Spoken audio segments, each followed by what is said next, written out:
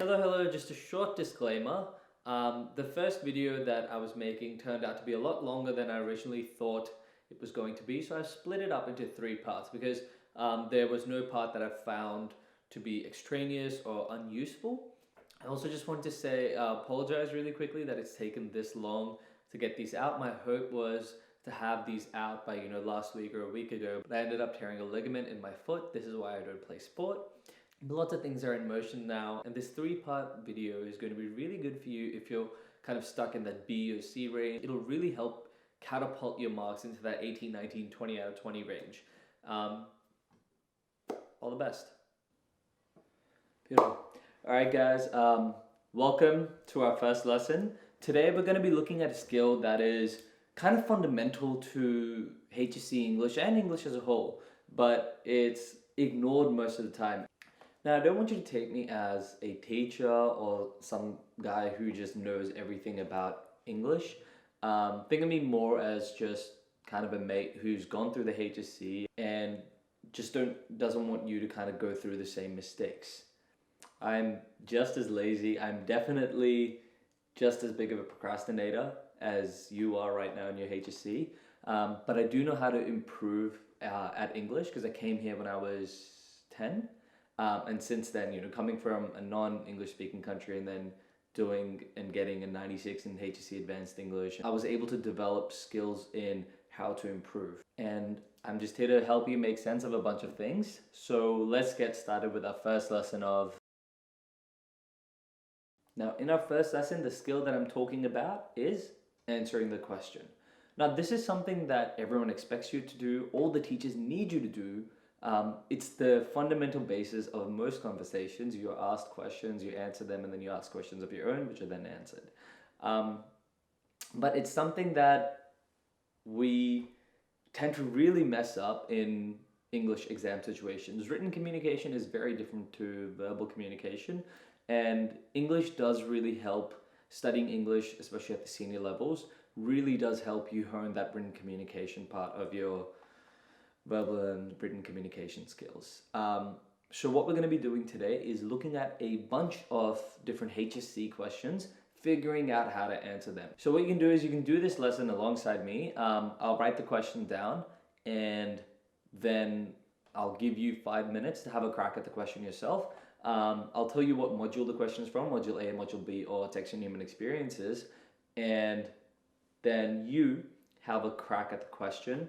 Try to see how you would answer it. Just write an introduction, write a 150 word introduction. And it's open book, you don't have to do it off the top of your head. Have your essays out, your mod A, mod B essay out right next to you, text and human experiences essay out right next to you. And when I have the question written down, then you can go and have a crack at it. Okay, so let's get into it. Now, our first question is from my HSC Advanced English Mod B. So this was the actual HSC question that I sat, and that's the first one we're going to be looking at. Now, this is the Module B question. I'm starting off with Module B because Module B is kind of known to be this really hard module, and that's because it can be really specific about any part of the text. That's what Module B is. It's a critical study of one text, and you're expected to know that text through and through. That's why Module B questions can sometimes be really difficult because they're very specific, and sometimes they are also very broad, or they throw you off. That's kind of what Module B does a lot of the time. And I'm going to be making a separate video on how to tackle a big part of Module B that you might be missing as well, so watch out for that. But let's get started.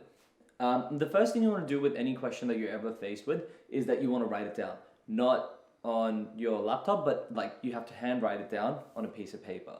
And this is important because one, you're sitting your HSC as a written exam. You're not typing up your exam. I know that a lot of students now have hand-in essays because of the COVID situation, but when you're sitting the HSC, you're going to be writing your answer. You're not going to be typing it up. So it's good to get in the habit, and it's also really helpful for actually answering the question. So the first thing we want to do is write down the question. So I'm just stuffed up a little bit there. Let's go. So it says Eliot. Okay, so our question reads, Eliot's poetry employs unique voices to privilege personal reflection over wider social commentary. To what extent does this statement align with your view of Eliot's poetry? And it also says, in your response, you must make detailed reference to Journey of the Magi, or Magi, however you pronounce it, and at least one other poem set for study. Now, I specifically remember that when I was doing T.S. Eliot, and it said Journey of the Magi, and we were kind of reading through it, I kind of just felt like my whole cohort shat themselves because no one had written about Journey of the Magi. But I was kind of looking at past papers when I was practicing, and they had specified Holomed last year, and I didn't feel like they were going to specify proofread because everyone does proofread. And I wrote about Journey of the Magi or Journey of the Magi. So I was beaming. But looking at this question, and here's the thing, at first, questions seem really daunting. They come off at you as like this really confusing statement, and you feel scared. But the way to combat that is kind of to undress the question. And as we go through this process, you'll realize how simple this question really can be. Now, the first thing you want to do is identify. So step one is to identify key concepts. This means you want to have a look at the question and see what are the parts of this question that you really need to respond to. So the first step is you underline, okay? And you underline all the important concepts. So Eliot's poetry employs unique voices, okay, to privilege personal reflection over wider social commentary. And then now this is the part where a lot of students would stop, but you have to keep going. The entire question reads, to what extent does this statement align with your view of Eliot's poetry? The to what extent part means you have to provide a judgment. At the crux of module B is a personal engagement with the text at hand, which means that you consistently need to provide your own evaluative judgment of the person whose work you're studying. That doesn't always mean you need to be, oh my God, T.S. Eliot's great. If you hate T.S. Eliot's work, that's fine too. But you then have to say why, right? But in this question, we're asked, to what extent, and that's why I haven't written the whole thing here. You can just write to what extent, but you have to write the to what extent part. Does this statement align with your own view? Now that was step one. Step two is defining key concepts. What does that mean? Oh, here's the other thing. The thing with answering the questions is a lot of the time, when you ask your teachers at school, and when I asked my teachers at school, I went up to kind of like my head or like one of the really good teachers in my cohort at my school, and I was like, hi miss, and this was like right before an exam, okay, so I went up to a teacher, and the thing with answering questions is that at first it's quite hard to explain, and this was a process that I kind of had to develop on my own, because I'd go up to teachers and I would say, miss, what does answering the question mean? Like, how do I answer the question? Does it just mean I use the terminology of the question? Do I just restate the question? Because a lot of the time what's happening is that you're not answering or responding to the question, you're restating it, which isn't always an answer. And that's not what you should ever do. I asked my teacher, I remember I asked the teacher, and I was like, hi miss, how do I answer this question? And she said, just answer it. So this is a process that I'm hoping will really be helpful to you, because it was super helpful to me. And it kind of really elevated my work, especially in the trial and HSC period. Okay, so number two, defining key concepts. What does that mean? Defining does not mean you have to remember the dictionary definition of each word, but you have to define these terms in terms of what they mean in the context of the text you have studied. A lot of words there. Let's try again.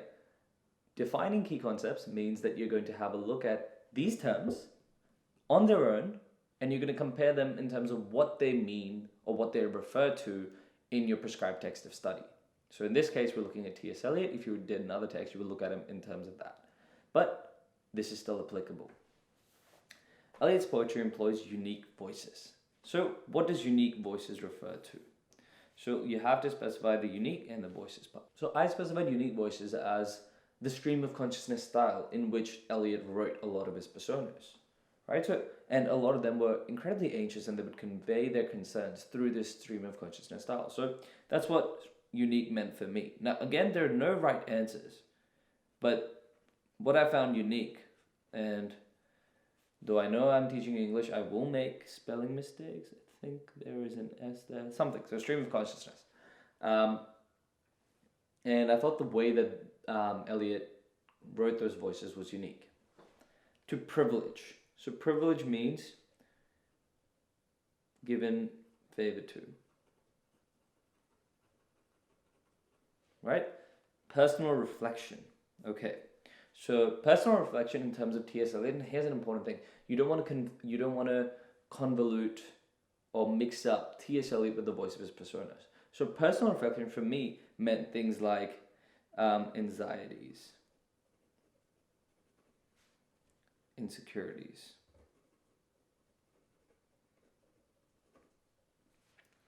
and over wider social commentary. The wider social commentary that Eliot was going through was superficial modernity,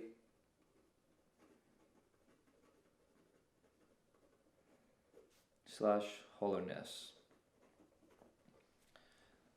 Now, I know that this seems like a lot of work, and in a 45 minute exam, you don't have time to do all this work, which is absolutely right. And that's why you need to do practice papers. So doing this process, if I was doing this in an exam, it would take me maybe a minute or two, because I would use my reading time to do this process.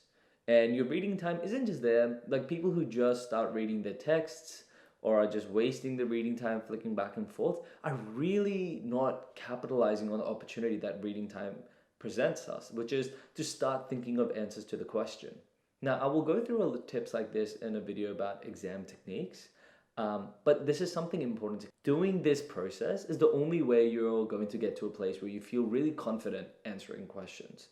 And this is the last step, right? You've worked tirelessly hard on your essay. You have worked day and night. You have looked for quotes, you've looked for techniques, you have scoured the last page of Google, you have emailed your tutor multiple times, you've emailed your school teacher multiple times, looking for feedback from your friends, from your family, and you have an essay that you're really proud of now. And it would be a shame if that essay wasn't able to get you the marks that you really wanted. And that's what this is. This is catapulting your essay into that final A range, getting 18s, 19s, 20 out of 20. But this is really important. Without this, no matter how good your essay is, it's not going to be able to fly. And we want our essays to soar. Does that make sense? Okay, you cannot reply to me, but I'm hoping you're nodding your head. All right, so we have defined our concepts. Now, step 3 is just to write our response now. We know what each of these things mean. Eliot's poetry employs unique voices to privilege personal reflection over wider social commentary. So, what it says that what I'm going to be talking about is that his unique voices, the stream of consciousness voices, or stream of consciousness writing style that he has. Privilege means he's giving favor to, as in he's talking more about personal reflection than wider social commentary. Words personal reflection, things like our anxieties, our insecurities, growing old, our skin falling off. Over wider social commentary, which is the larger concerns of modernity, like how connections in the modern world are overwhelmingly superficial, or how we're just reenacting ritual after ritual to have some sense of connection to the past or have some sense of spiritual connection, but it isn't coming and we just feel more and more hollow the more rituals we do. And now here's the other thing. You don't always have to agree with the question. You can disagree with the question, which is exactly what I did in my HSC. So I did not agree that Eliot privileges personal reflection over wider social commentary. Oh, I forgot a key part of the question. I'm so sorry. You guys must have been wondering. This was it. Yeah, this was the thing that threw everyone off. So it said, its strength, that is its weakness. Can't believe I forgot that. This was the thing that threw everyone off. Yeah. And I remember reading that, and when I first read it in my reading time, I was stumped. I was like, this is it. This is the question. I've lost my HSC. I'm gone. And I remember thinking all these feelings, and then you have to calm down. Like, that's the thing. Like, that's why it's important to do practice paper. All you have to do is stay calm. And you can be calm, or you can be calmer, or you can be able to control your panic if you just do past papers. And I'll create past papers. Like, the big thing with English is that even if you do past papers, who's there to check your answers? With math, you do a past paper and then the answers are right there, sample solutions are right there, and you don't have that support with English. So what I'm going to be doing for not just Module B, Module C, Module A, text human experiences, but even the short responses, I'm going to create papers with sample solutions, with a video explaining those exact solutions and analyzing the text with you. And all of those are going to be available for you before your trials even happen. So let's get back to this. That is its strength, that is its weakness. So I underlined strength and I underlined weakness. Now here's where I was confused, because I had spent 10 weeks, maybe even longer, learning about why T.S. Eliot is such a great poet. And after that, now I have to argue that his work has weakness, which wasn't something that I particularly focused on. I focused on weakness in his character because he was an elitist and a horrible person. But his work wasn't. His work was good. It was still elitist, and he made sure that people who were rich and educated understood his work differently to the people who were poor. But his work still bears contemporary relevance, and that's what we're going to focus on. Not my personal opinions about T.S. Eliot, who is a garbage human. So, back to this. That is its strength, that is its weakness. So that got me thinking, I don't really want to spend time talking about this work's weakness. And that's what gave me the idea to disagree with the question. But here's the thing, a lot of the times, especially, and I did this in year 10, year 11, I used to think I was so smart because the question would ask me something and I would say, no, this is not what the text is about. And then I would just copy paste my own essay, which is about a completely different thing. That I know how smart you feel doing that because I felt it, but that's not the way to disagree with the question. If you're going to disagree with the question, you have to say, no, it's not that, and then you have to consistently give evidence as to why it's not that. So here's what I wrote, or here's what I said. I wrote that T.S. Eliot's poetry does employ unique voices, yes, but they don't privilege personal reflection, but rather use personal reflection to provide wider social commentary. And for example, in Prufrock, we see that Prufrock is incredibly anxious, he can't make decisions, and that's because he is in an environment that is so superficial and materialistic that those connections can never happen, and he has to think so much about any action he takes. And by giving us this persona of how messed up Prufrock is, Eliot is giving us commentary on how this modern world is so corrupt and fake.